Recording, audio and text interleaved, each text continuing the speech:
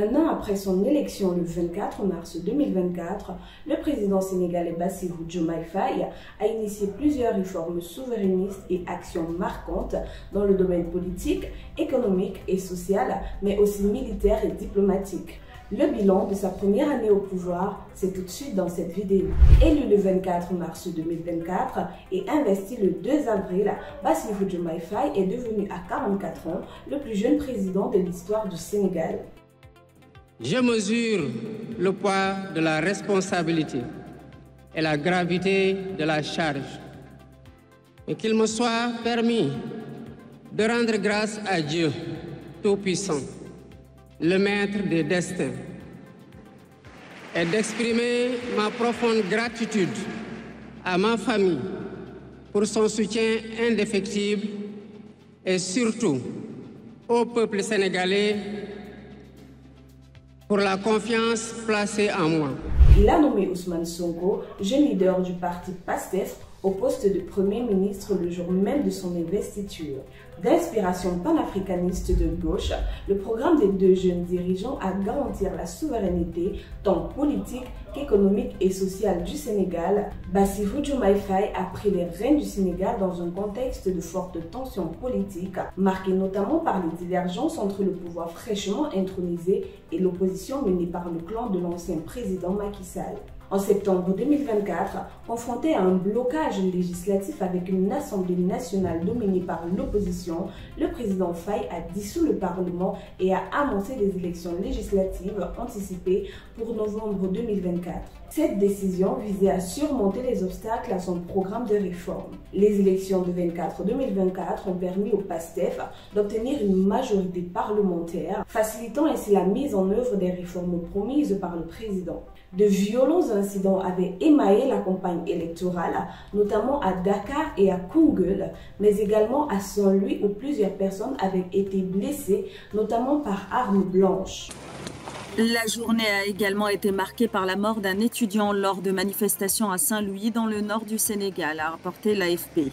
Le PASTEF avait accusé les partisans de la coalition Taku Walou, dirigée par l'ex-président Macky Sall, d'être derrière ces violences électorales. Durant sa première année au pouvoir, le président Faye a œuvré pour une gouvernance de rupture axée sur la transparence, la droiture et l'exemplarité. Son engagement à réformer la justice pour plus de démocratie et de liberté a été un pilier de son programme. Bien que critiqué par l'opposition qui y voyait une dérive autoritaire, la dissolution de l'Assemblée nationale a été perçue comme une étape inéluctable afin de renforcer son pouvoir et d'accélérer les réformes. Sur le plan économique, le tandem Faye-Sonko a entrepris une révision des contrats pétroliers et gaziers signés par l'administration précédente dans le but d'obtenir de meilleures conditions pour le Sénégal. Un tournant particulier pour le pays. Nous l'avons longtemps cherché, on va dire qu'il est enfin là.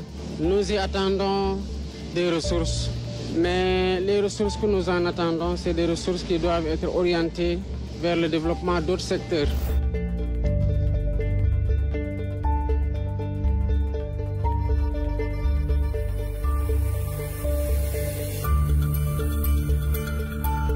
En août 2024, le gouvernement a annoncé dans ce sens la création d'une commission d'experts des secteurs juridiques, fiscaux et énergétiques pour réexaminer les contrats pétroliers et gaziers. Dès son entrée en fonction en avril, le président Faye avait ordonné un audit des secteurs pétroliers, gaziers et miniers. L'exploitation du champ de pétrole et de gaz de Sangomar, débutée sous son mandat, représente une opportunité majeure pour stimuler l'économie. Certaines initiatives, telles qu'un important projet de dessalement, ont été par ailleurs annulées dans le cadre de cette révision des contrats, reflétant la volonté du gouvernement de lutter contre la corruption et de réorienter les ressources vers des projets jugés plus bénéfiques pour la population. Dans le secteur de l'agriculture, le Sénégal a suspendu en novembre 2024 les exportations d'arachide, une décision qui visait à répondre à la demande d'arachide sur le marché intérieur, à préserver les stocks et à stabiliser les prix pour les producteurs d'arachide sénégalais. L'agriculteur se réjouit du prix record de 305 francs CFA le kilo fixé par l'État pour la commercialisation des graines. Cela représente une augmentation de près de 9% par rapport aux 280 francs CFA de l'année dernière. Cela fait des années que je ne vends plus mon arachide à l'État. Je préférais les exportateurs chinois qui payaient beaucoup plus. Le prix de cette année est vraiment intéressant. Le gouvernement a décidé, entre autres, de ne pas renouveler un accord de pêche avec l'Union européenne afin de garantir une gestion durable des ressources halieutiques en mettant en avant les intérêts nationaux. Sur le plan social, Faye a hérité d'une situation marquée par un coût élevé de la vie et un chômage endémique des jeunes. Il a promis de s'attaquer à ces problèmes en créant des emplois et en réduisant le coût de la vie. Conscient des défis liés au chômage des jeunes et à l'émigration, le gouvernement a mis en place des programmes visant à améliorer les perspectives d'emploi pour la jeunesse sénégalaise. Le président Faye a placé la lutte contre la corruption au cœur de son mandat, lançant des audits économiques et publiant d'anciens rapports sur la fraude et la corruption. Il a également promis d'améliorer l'accès aux soins de santé et à l'éducation ainsi que de réduire le coût des loyers et de l'électricité. Ces mesures visent à améliorer les conditions de vie des Sénégalais, en particulier les plus vulnérables. Concernant les rapports du Sénégal avec la France, le départ des troupes françaises stationnées au Sénégal avec la restitution des bases militaires d'ici fin 2025 constitue sans aucun doute le fait le plus marquant de la première année de Faye. Est-ce qu'en tant que Français, vous envisagez de nous voir dans votre pays avec des chars ou avec des véhicules militaires, des militaires sénégalais avec les tenues sénégalaises, comme ça parce que sur le plan historique, la France a esclavagisé, a colonisé et est restée. Ce retrait progressif et ordonné intervient après le départ du Niger, du Mali, du Burkina Faso et plus récemment du Tchad.